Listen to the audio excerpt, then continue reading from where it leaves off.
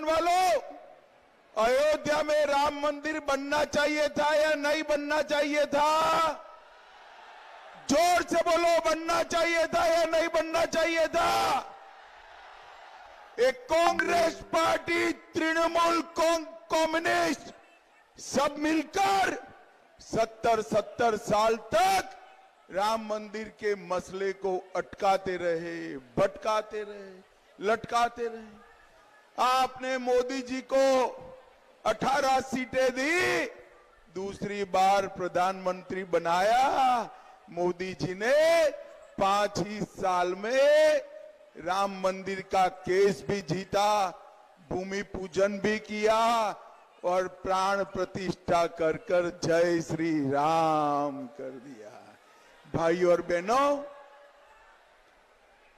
कई सालों से हमारे देश की जनता और राम भक्त चाहते थे कि अयोध्या में राम मंदिर बने, ये लोग रोक कर बैठे थे। और जब राम मंदिर बना तब उनको निमंत्रण भेजा गया, ममता दीदी को भी दिया, भतीजे को भी दिया, मगर वहां नहीं गए। क्यों नहीं गए मालूम है वर्तमान वालों? क्यों नहीं गए? ये वो घुसपैठियों से डरते हैं, इसलिए रामलल्ला के प्राण प्रतिष्ठा में नहीं गए, मगर मोदी जी ने प्राण प्रतिष्ठा कर दी। भाई और बहनों, मुझे बताओ, ये कश्मीर जो है हमारा है या नहीं है? जोर से बोलो, है या नहीं है? धारा 370 हटनी चाहिए थी या नहीं हटनी चाहिए थी? ये ममता दीदी कहती है धारा 370 मत हटाओ। अरे ममता दीदी, आपके कहने से देश नहीं चलता। मेरे बंगाल की जनता चाहती है कि कश्मीर में भारत का झंडा आसमान तक फैलाए, आसमान तक फैलाए। और भाई और बहनों, मोदी जी ने 5 अगस्त 2019 को धारा 370 को समाप्त कर कश्मीर को हमेशा के लिए भारत का हिस्सा बना दिया। भाई और बहनों, यहां पर बंगाल के अंदर, देश के अंदर मोदी जी ने 10 साल में ढेर सारे गरीबों के कल्याण के लिए काम किए। आपके यहां बंगाल में करोड़ों लोगों के यहां, गरीबों के यहां जो मुफ्त चावल आता है वो नरेंद्र मोदी जी ने भेजा हुआ है। 12 करोड़ लोगों के घर में टॉयलेट, शौचालय बनाने का काम नरेंद्र मोदी जी ने किया। 4 करोड़ गरीबों को घर देने का काम नरेंद्र मोदी जी ने किया। 10 करोड़ लोगों को गैस का सिलेंडर देने का काम नरेंद्र मोदी जी ने किया। और 14 करोड़ लोगों के घर में नल से जल पहुंचाने का काम नरेंद्र मोदी ने किया। मगर ये दीदी मोदी जी की योजनाओं को नीचे नहीं पहुंचने देती। मैं आपको बताने आया हूं वर्तमान वालों, असीम सरकार को जिता दो, 30 से ज्यादा सीटें मोदी जी की झोली में डाल दो। बंगाल में 5 लाख तक का सारा इलाज free of cost Narendra Modi ji करने वाले हैं।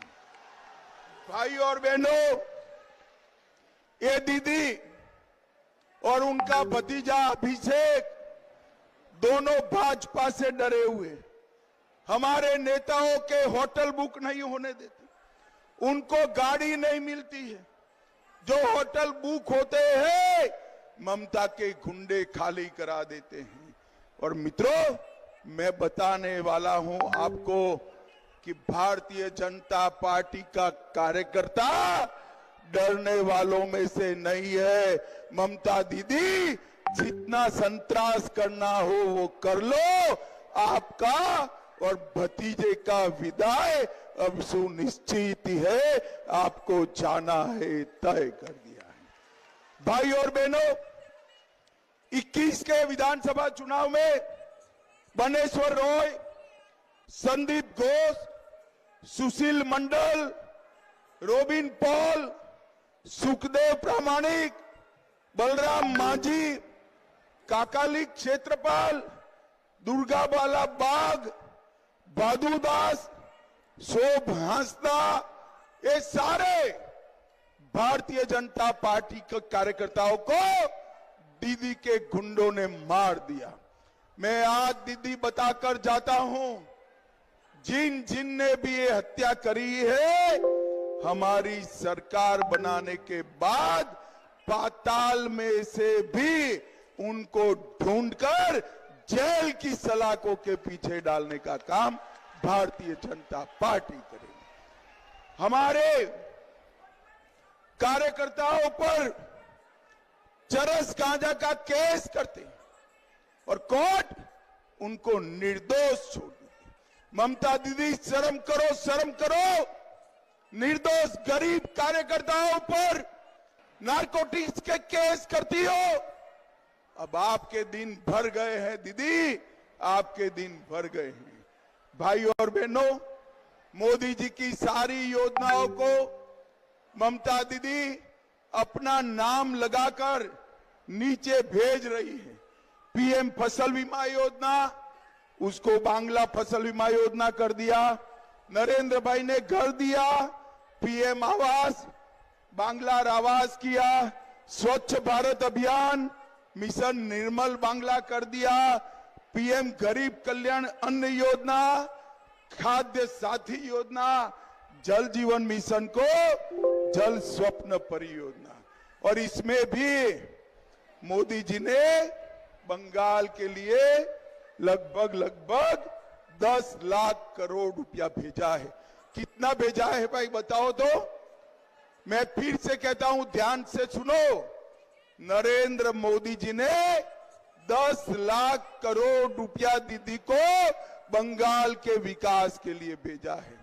आपके गांव में कुछ आया है क्या? जरा जोर से बोलो, आया है भाई? आया है? कहां गया? कौन खा गया? ये तृणमूल के गुंडे मोदी जी के 10 लाख करोड़ रुपया भेजा हुआ खा गए हैं। बंगाल में परिवर्तन कर दो, 30 सीट जिता दो। हम ये पैसा जो आपका खा गए हैं, उनको उल्टा लटका कर सीधा करने का काम ये भारतीय जनता। ममता दीदी कहती है सीबीआई और ईडी रेड करते। अरे ममता दीदी, आपके मंत्रियों के घर में से ये स्टेज पूरा भर जाए, इतना रुपया निकला। 51 करोड़ रुपया एक ही मंत्री के घर से निकला। मुझे बताओ वर्तमान वालों, जिसके घर से 51 करोड़ रुपया मिले, उसको जेल में डालना चाहिए या नहीं डालना चाहिए? जोर से बोलो माताओं बहनों, डालना चाहिए या नहीं डालना चाहिए? दीदी, आप कितना भी शोर शराबा करो, जिसने गरीब बंगाल की जनता का पैसा खाया है, उसको हम जेल में भेज कर रहेंगे, जेल में भेज कर रहेंगे। माताएं बहनें यहां बैठी, संदेश खाली जैसी घटना दुनिया में कहीं देखने को नहीं मिली। अपनी वोट बैंक की राजनीति के लिए एक घुसपैठिए को संभालने के लिए एक महिला मुख्यमंत्री के नाक के तले सैकड़ों हजारों माताओं बहनों का शोषण करने का काम ये तृणमूल कांग्रेस के नेताओं ने किया। मुझे बताओ माताओं बहनों, संदेश खाली में जो हुआ है, करने वालों को जेल में डालना चाहिए या नहीं डालना चाहिए? जोर से बोलो, डालना चाहिए या नहीं डालना चाहिए? ये ममता दीदी कह रही है उनको क्यों जेल में डाला है। ममता दीदी, जिन्होंने माताओं बहनों के साथ अत्याचार किया है वो सभी को जेल में डालने का काम। भाई ये बाहर ढोल बंद कर दो जरा, ये ढोल बंद कराओ जरा, बंद कराओ ढोल। कुछ कार्यकर्ता जाए ढोल बंद कराए।